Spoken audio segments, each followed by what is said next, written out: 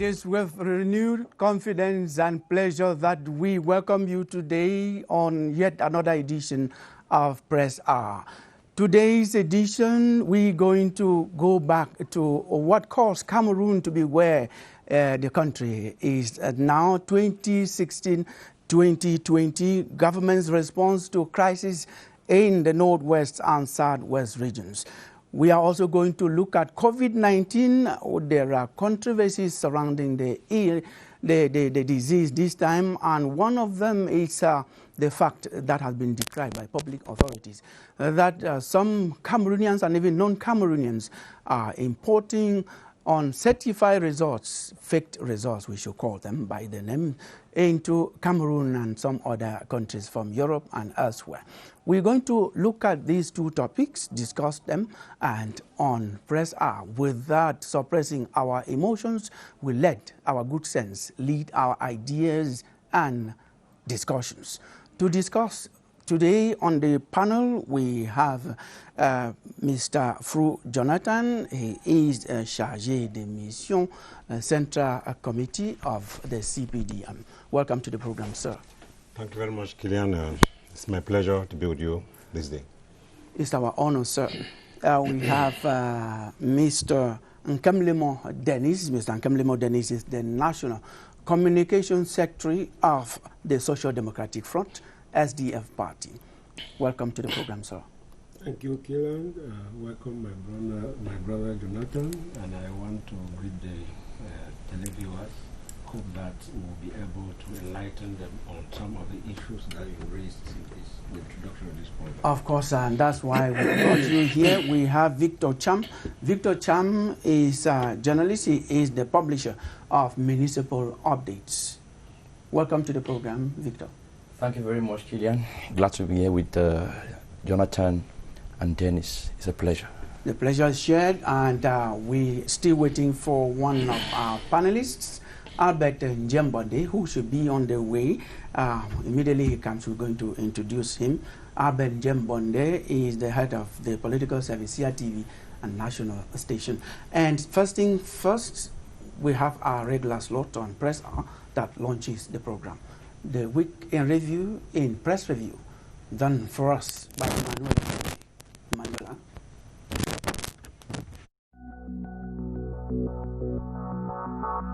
Newspapers in Cameroon this week have been drawing readers to kiosks with news reports cutting across the board. Cameroon Tribune describes the kidnappings in the northwest and southwest regions as unacceptable. In the eye of the Chronicle Times, it is baseless terrorism. Le Vidéo questions garusing its own blood, 2 weeks of high-profile murders, abductions that shook the nation. A crisis that has attained real and disturbing dimensions on the Star, especially as the kidnapped are subjected to physical, mental torture on the Guardian Post. Then tempers flare as Nsofon remains in captivity on the Post newspaper. The Horizon quotes kidnapped Nsofon to his captors, "I am for one Cameroon." The median laments on once upon a great clan as it questions can pick the pieces after Fon's humiliation. At a time, Secret Society warns freed Nsofon to quit politics on the Guardian Post.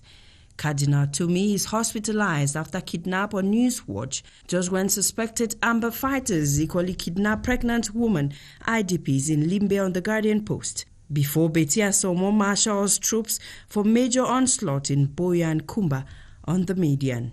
As military blunder leaves breastfeeding mother, one other dead in a Tanganjis village on the Guardian Post, traditionally 21 days of special prayers on the horizon to heal Cameroon of bloodshed, even as Canadian group pressures international community to sanction BR regime over the armed conflict in the northwest and southwest on the Guardian Post. The November session of Parliament then opens on Cameroon Tribune with parliamentarians demanding justice for victims of the Kumba massacre.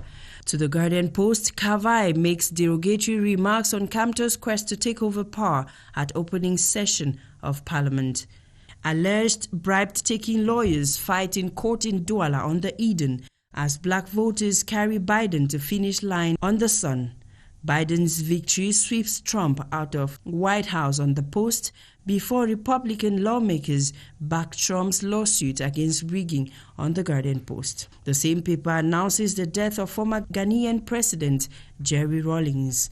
Let's now end our press review with a story on the Guardian Post, wherein the population of Angona in Bafia, Central Region of Cameroon, are yet to recover from shock after 2 men died from consuming a locally brewed whiskey called Odongto or Afofo. The 3 men had reportedly engaged in a competition to know who the best drinker of the Afofo was. A day passed and things went worse for the 2 who died, and a third was only saved thanks to the intervention of the population. Until I come your way again, this is your Hour with the Press.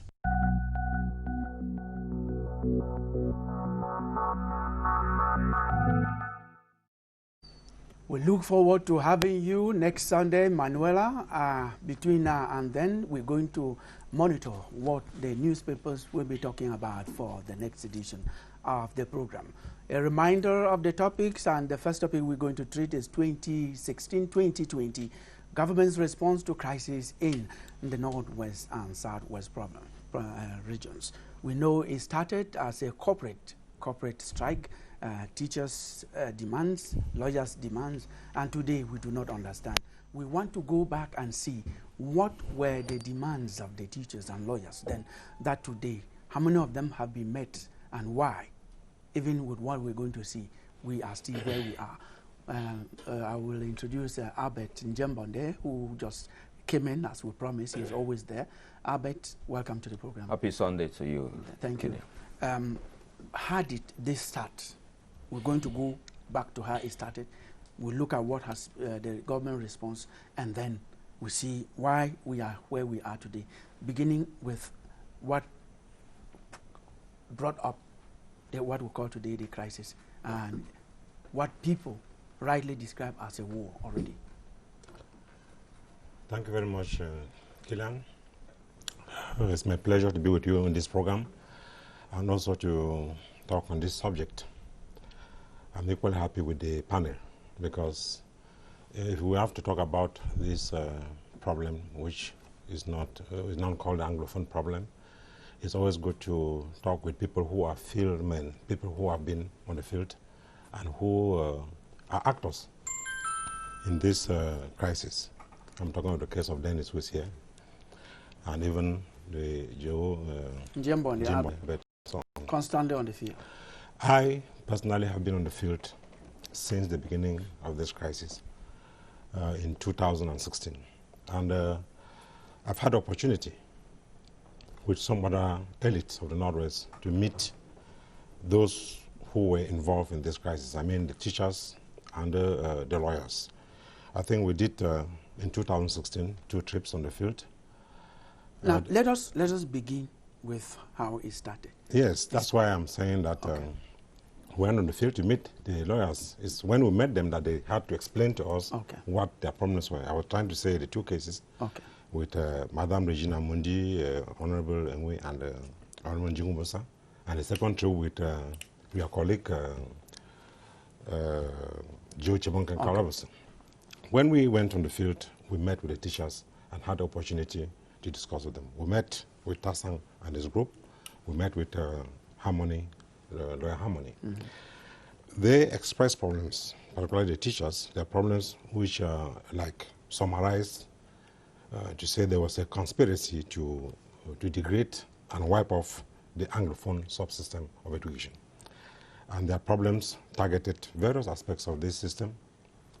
We're talking of technical education, where they believe that the admission into technical schools was biased, only mostly Francophones admitted.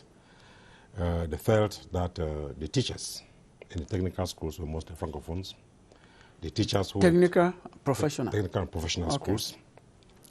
They felt that in the universities, the appointment of lecturers and even the officials were biased. Francophones appointed to in the Anglophone universities and who cannot speak English well. And they even talked about the harmonization of the educational system in the country.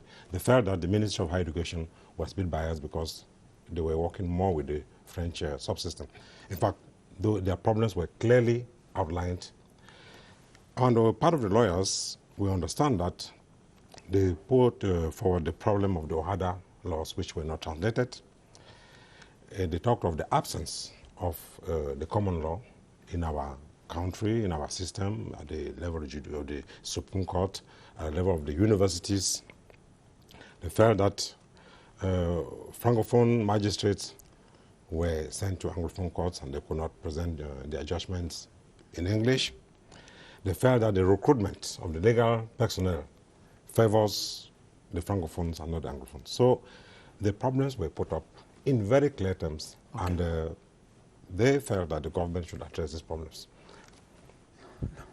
Well, we agree that these were the problems that were put forward by the corporate bodies, the teachers and the lawyers. That was the beginning.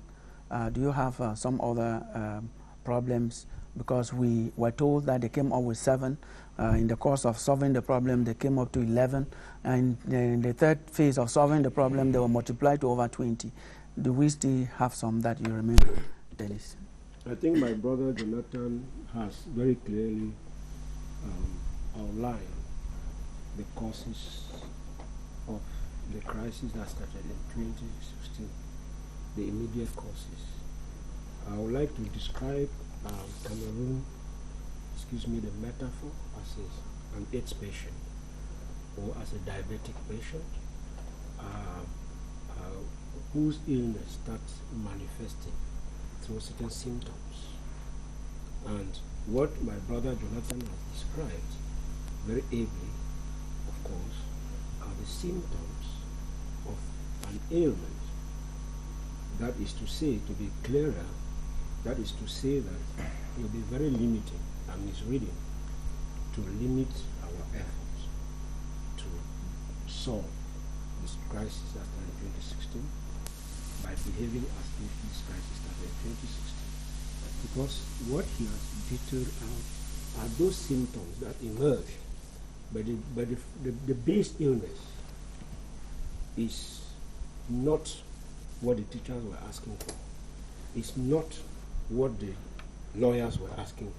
Yeah, are you just saying that they were not sincere when they came? No, that is to say that what they were experiencing was real, but it was a manifestation of symptoms of a greater illness, a greater ailment. That's what we are saying. And so, which is trying to. The government has done a lot. There's no doubt about that. At the level of treating those symptoms. But as I said, if you are a diabetic patient and you have a small wound on your leg, and you concentrate only on treating the wound without going to the source of the diabetes, the wound will sore out. If you have an AIDS patient and you have manifestations of different illnesses that come, and then you don't concentrate on the HIV or the illness, but you concentrate on the symptoms, it will not have any problem. Yes, that is to say that the fundamental problem, which the 2016 demonstration strike by the teachers and lawyers, which is only one out of several that have happened after independence, is the fact that the breach is the breach of confidence that Anglophone Cameroon, Southern Cameroon, which was semi-autonomous, almost enjoying independence. I said almost. Under the conviction, under the advice of Aidjo, the political campaign of Aidjo, who said, "Come, we are brothers, we will treat you as brothers of equal status." Okay. And in Fumban, they agreed on certain things. Yes, we're going to move into... those things have been eroded. Yeah, we're going to... It will be very limiting for us to limit to teachers and lawyers in 2016. It's like saying that you are telling the world that these teachers had something else and came out, let me finish, came out and they were asking for something else. Now, if you are a patient, AIDS patient or diabetic, to use your metaphor, and you go to the hospital and tell the doctor that give me treatment for diabetes, for AIDS, you are the one you are telling the doctor. The doctor gives you the treatment, will you turn around and blame the doctor? That question. No. Before you react, sir, he has made a very important, elaborated metaphor. A patient who is an AIDS patient or a diabetic patient goes to the hospital. The first thing he complains to the doctor are the symptoms he has. It is the responsibility of the doctor to go beyond those symptoms to verify whether those symptoms are the real illness or there's something deeper. Okay. Yes.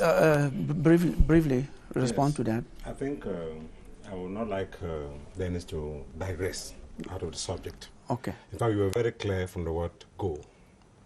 Anglophones and the lawyers and the teachers did put up some problems to government. The question is, what were the problems? Were these problems solved? Now, why is the crisis? I do not want to stop him abruptly. It's part of the answer to the question we're asking that was supposed to come later. Yes. He brought it. I wanted him to go to the end of his thought. I just answered my brother's question that why was his problem not solved? Now, despite all those measures. Because they were addressing the symptoms and not the root illness. Now, I will tell you that the problems have been solved. The Anglophone, the teachers' problems, the magistrates' problems. Let us look at it. Now, that's the question we're going to get to that. I'll tell you. We're going to get to that. Yes. We have structured our discussion. Okay. You elaborated the causes. Yes. And Mr. Nkamle Denny accepted that actually those are the causes that were presented. Now we want to look at the solutions that were given to these problems that started. Aben Jemboden, let us list some of them. We're going to go together. Well, perhaps to say that talking about the problems that the lawyers and the teachers did present, I think it's also important to talk about the environment under which all of that was done. To say that we were coming, this was coming at the time when social media had become an everyday mentality of Cameroonians in general. I think there was a lot of external factors and external personalities who came to the fore, which made it such that at a given point we really didn't know whether we were still talking about the corporate grievances that were presented by teachers and lawyers. I think there was also a problem of egos among those who were at the front line of this. I think when I look at what has become the Anglophone crisis, I tell myself that there have been a lot of missed opportunities, a lot of, unfortunately, wrong communication was done at the start in the part of the government. I take, for instance, the famous press conference held in Yaoundé at the time when the PM, young Philemon at the time, was into discussions with some of these actors in Bamenda, which gave the impression that part of the government was saying something and the head of government was saying something else. So there was also the problem of how to manage information conventionally as we knew it and what it was on social media, which raised unnecessary populism over the issue and which opened the floodgates for misinterpretations and lots of other things that had nothing to do with the grievances to come in. So at the end of the day, nobody knew whether the patient that was brought to hospital had more of psychological problems or had clinical problems. So I think that there were lots of those factors that derailed everybody completely from the grievances. And perhaps that's also why at the end of the day we've seen the evolution. Those who were like the forerunners lost control of the whole thing. Yes. Today we can't say that teachers and lawyers have control over what is happening. Let us recapitulate. What are some of the solutions that this far have been given to some of the problems that were named here? Well, just to say that I think that government, if we were to remain only in 2016 with the 2016 grievances, more than 95% of those grievances have been solved. Nobody can deny the fact. Perhaps we've gone too far, too soon. That is even embarrassing for critics of the government. If you take the country's justice system, introduction of the common law section, Supreme Court, ENAM. That is huge. We have at the level of state universities quite some modifications that have been made with respect to grievances that were presented. Lots of people complained about not having representation, especially with what we call sovereignty portfolios in government. That at least has been given some prominence.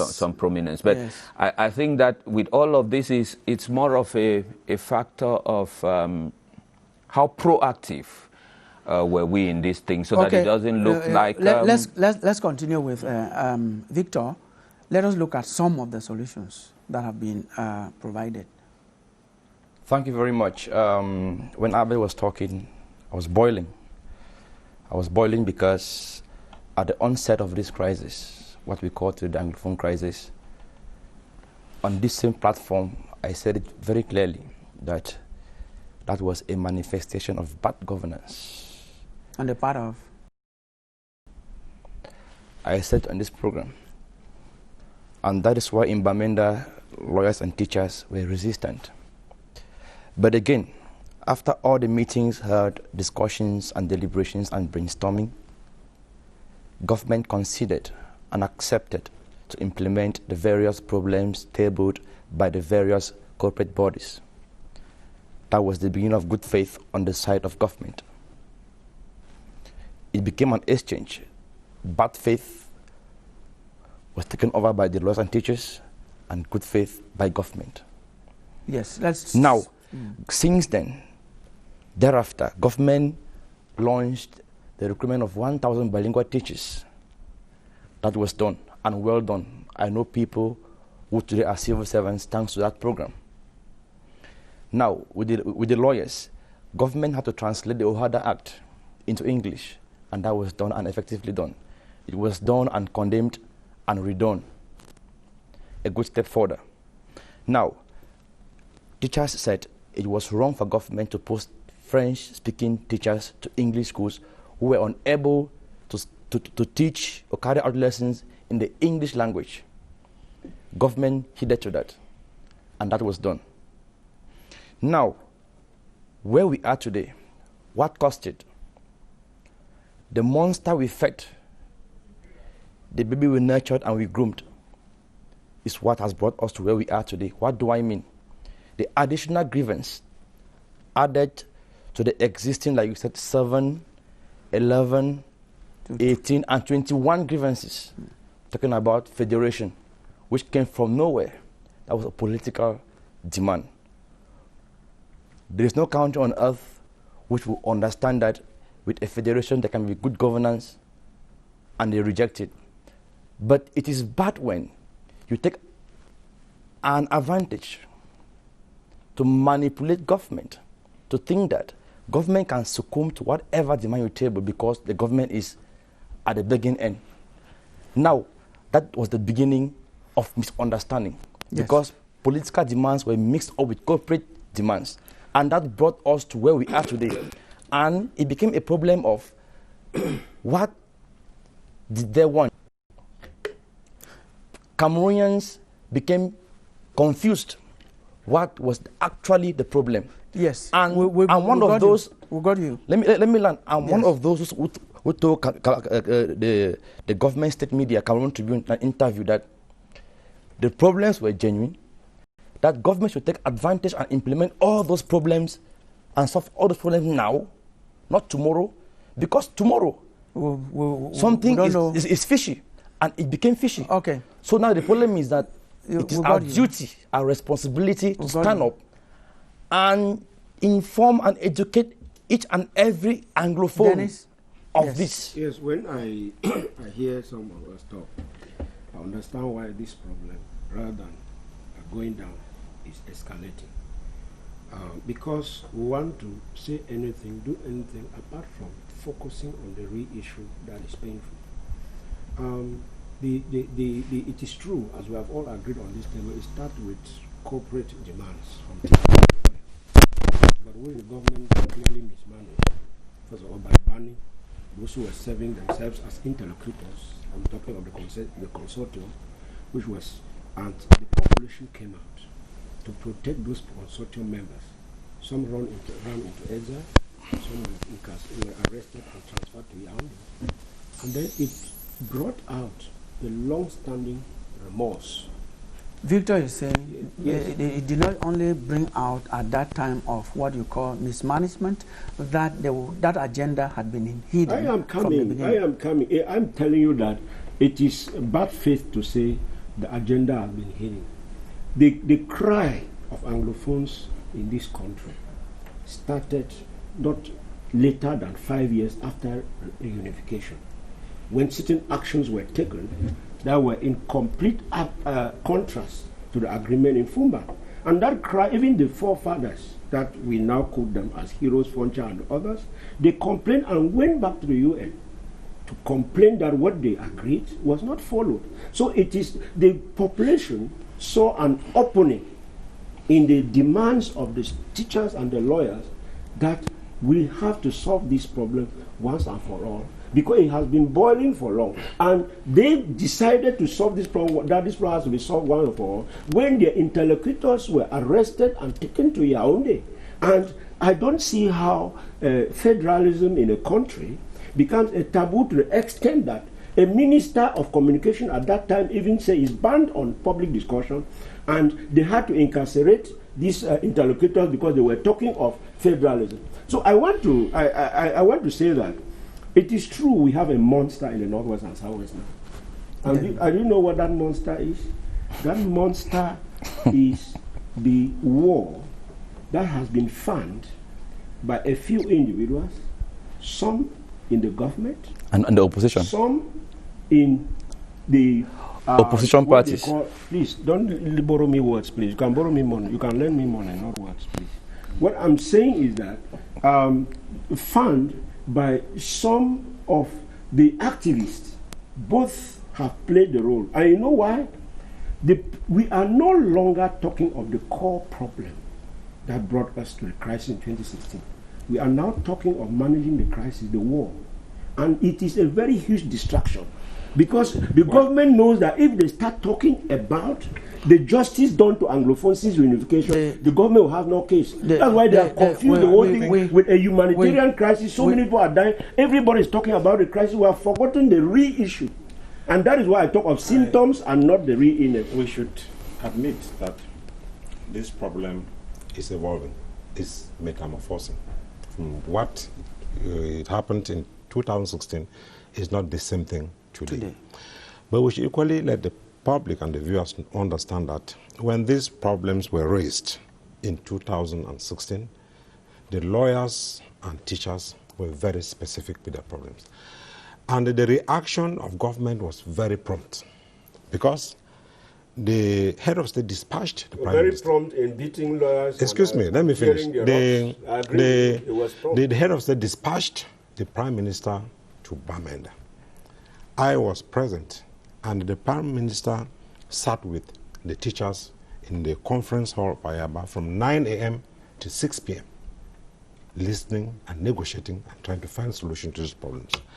And at the end of the meeting, a communique was signed where the prime minister had to put in place a follow-up committee to work with the teachers and the lawyers to find solutions. Because we must admit that these problems were not supposed to be solved by a decree.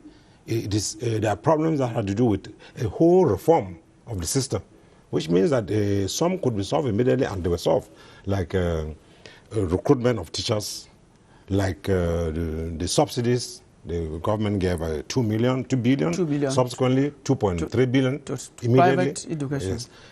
creation of this instrument, others had to take some time. That's why this committee had to be put in place. But what I know, what I imagine, or I can understand is that from what he's saying, he's talking about consortium and so on, among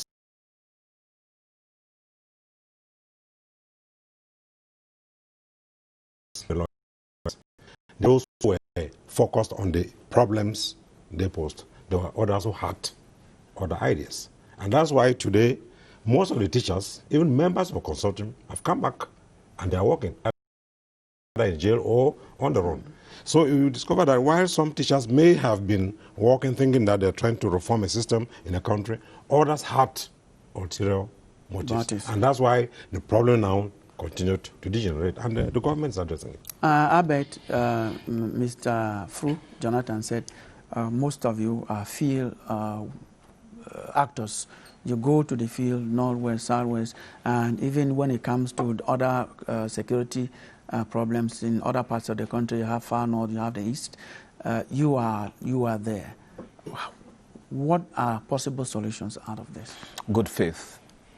On the part of? Good faith on the part of all the actors. I think that one of the biggest problems of this crisis is coming from bad faith of some actors. I'll say that one of the biggest of them is denying the fact that government has made quite an effort, significantly. Not only to talk about the corporate demands, but political decisions which are a testimony of good faith. Contrary to what many may think, I think that there is no government that will not want to sleep in peace. I don't think that there is any genuine government official who will gladly say that he sleeps well when other Cameroonians are in the bushes. No. I think that good faith is needed from even us parents. Our brothers and sisters who are in the bushes need to be told. And I think that we have to be firm. It's something that demands courage and conviction. That's why I love the outing of, should I say the outing, of the Fon of Saul. Despite the threat, he decided to go back. In a typical display of conviction said, I believe in one Cameroon. And I think that having been to Kumba 3 times since the carnage, I said, we need to tell Cameroonians the truth. The truth about what is possible, what is not possible. What is not possible is the separation of Cameroon. Yes. What is possible is we continuing the aspects of dialogue to see how far, what is possible and what is not possible. I think that good faith and honesty is very, very important. And I think that some of the people who are being accused today of fanning this problem, sometimes it is because they were truthful to themselves by saying that the indivisibility of Cameroon is unquestionable. Now, he has talked of good faith. Abed talks of good faith and honesty. What other thing do we put onto the table to make sure that this thing ends? You understand that the problem, the Anglophone problem, as has been called, has sufficiently evolved. We've said it here.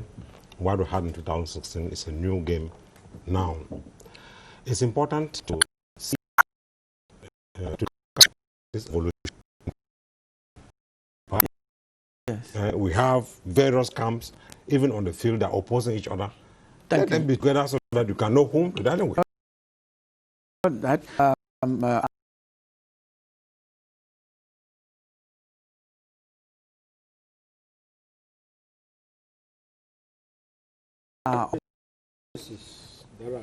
that has killed more than 1,000 military men within a short space of 3 years.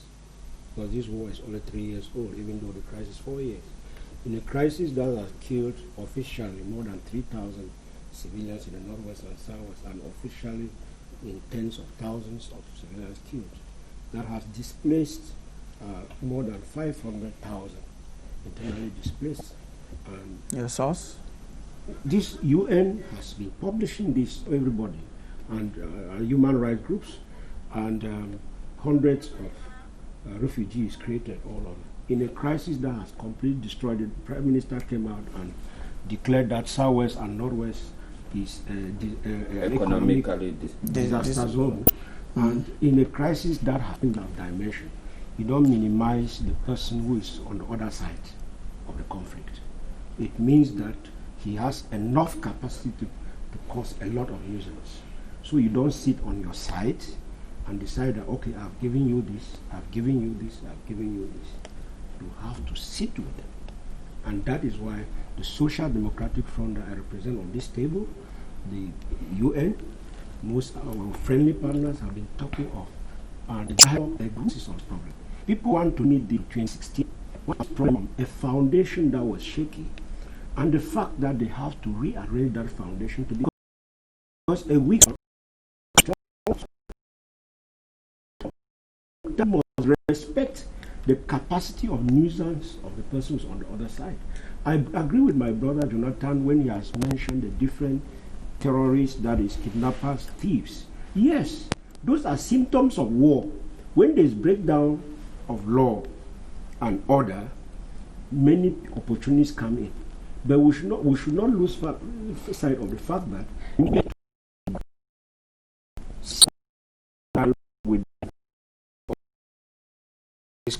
of power effectively, and also dialogue, which you have elaborated upon. Solution about the impact so you can't as a two federation. I understood your own side of the expression. We must minimize the power of the dialogue. There was a commission for education and for judicial systems. Now, these two commissions, what today we know as the special status, Book 4, Part 5, on the law on regional and local. Yeah, we've noticed a lot of laxity within our communities as far as respecting barrier measures are concerned, Killian. But I will tell you that what concerns us much is the number of souls we've lost as far as COVID-19 is concerned. Remember, we're having a second wave of COVID-19 in Europe and in other countries like the USA. Again, remember when COVID started, we had few months before having it within our national territory. We're urging all Cameroonians to take this very serious and respect these barrier measures, because every soul that is lost is what concerned to not only the individual family, but to the nation at large. Thank you very much, Doctor, for taking time off to clarify us on the situation in Cameroon and the measures to be taken. Thank you very much for having me. The pleasure is mine always. Yeah, pleasure shared again. We followed him live, gentlemen. He talked of a new wave, and we have to make sure, Victor, that we do not let down the guard as far as barrier measures against the pandemic is concerned. That's very true, and that is why I think the most disturbing controversy now in our community is reinfection. The fact that you were once positive and you got well, you must be very careful to think that you cannot be reinfected. And when moving around, we must take precautions. Like he said, someone living in a community with that COVID-19 and taking no measure to prevent it from spreading is dangerous. It is disastrous because the moment, like nowadays, he said about Maché Mukulu and Maché Acacia. Just an example, because yeah, we have that when you go the there and you are a patient, yes, a COVID patient, yes, 1 minute is too much to spread. Contaminate like 20 at a time. No, the problem is even that you can be a carrier without being aware that you are, and that's why it's important to respect the barrier measures at all times and in all circumstances. But I also think that it is a responsibility of forces of law and order and the administration to, because we know how Cameroonians are. we love the cane, so give it to Cameroonians, you know. Before the relaxation of some of these barrier measures, I think that it was so far so good. Yeah. But the issue is we misinterpreted the decision of government to relax some of these measures, and everybody was like, "Lo corona est fini," that it was game over. And I think that it is annoying. It is annoying because, first of all, it is undermining the inputs of medical personnel. It is a risk they are taking to help us go through this pandemic, and I think that we have been doing so well, and not respecting those measures is not being responsible to myself and to others around exactly, us. we should. You talked earlier about people not actually seeing Dennis. Others fall in market squares of the illness, and doctors, they say they cannot openly show people who are suffering because professionally, ethically, it's not good to show somebody who is suffering. Do you think they have to go out of that ethical protection to let people see in order to believe? I think they don't need to go to break their ethical prescriptions to communicate effectively. We've seen COVID patients, some of us who watch foreign media, we've seen COVID patients in hospitals, in emergency wards, without showing them physically, but just showing the outlet, Zoom. Without showing the agonizing state. Good. That education, that information is very important. That education is extremely important because I traveled to Boya just last week.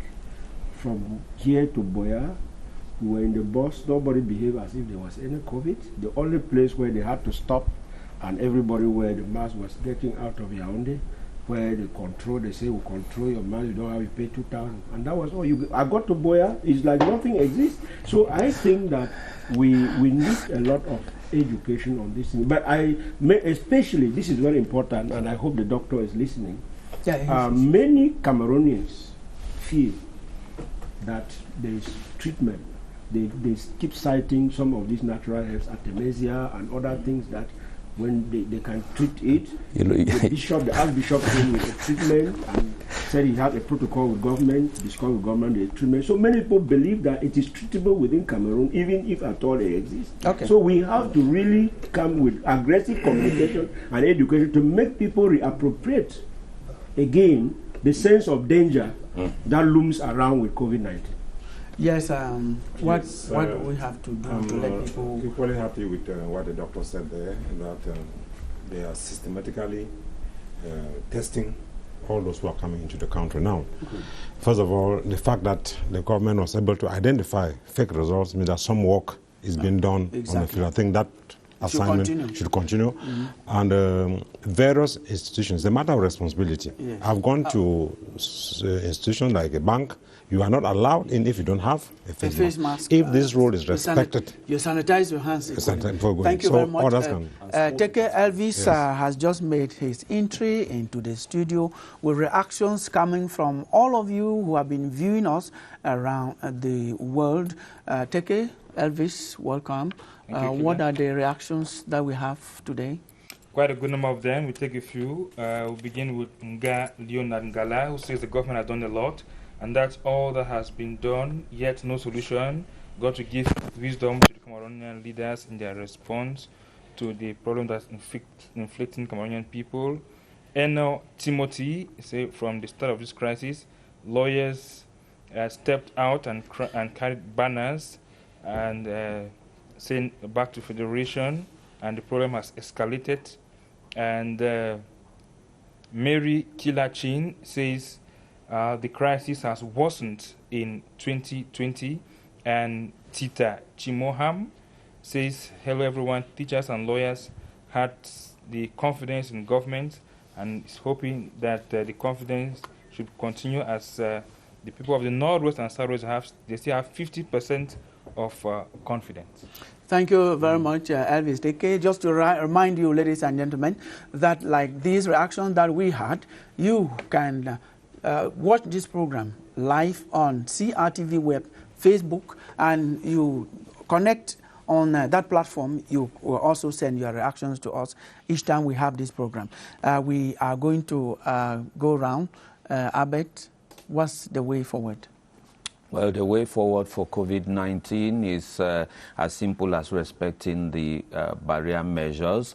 Let everybody play his or her role. Yes, thank you. It is the same for the crisis in the Northwest and Southwest region. Not always throwing the blame game has not solved any problem in the world. It will not solve in Cameroon. Thank you very much, Mr. Fru Jonathan. Yes, thank you for coming. If we want this problem to end, and individually and collectively, we must respect what the government has prescribed. I think it will help. Yes, Denise Kamlemo, thank you once again for coming. Your last word. I would like to go back to the first topic because it's very dear to me. Yes. Because part of the country is completely down, yes. if not the whole country. Mm-hmm. So I think that it is high time that the government that has the responsibility and destiny of this country and all Cameroon in its hands to be very courageous to initiate deep level, sincere dialogue that addresses the root causes so that for once we can put an end to this problem. Thank you, Victor. Yeah, Cham, thank you once again. I want to tell the people of the two regions that's in Bamenda and Boya that whatever government is doing is their own. They own it. Government is just guiding them. Okay. They own all the programs to reconstruct and whatever. They should appropriate the program and take it as their own. They own it. It is our own. We should not think it's government's own. It is not. Thank you. And it's on that note that we come to the end of today's edition of Press Hour. If you met us halfway, you can watch this program at your convenience on CRTV web Facebook. If you don't have any handset or connection, watch the program tomorrow by 3 p.m., a rebroadcast of it. Thank you very much and have a nice day.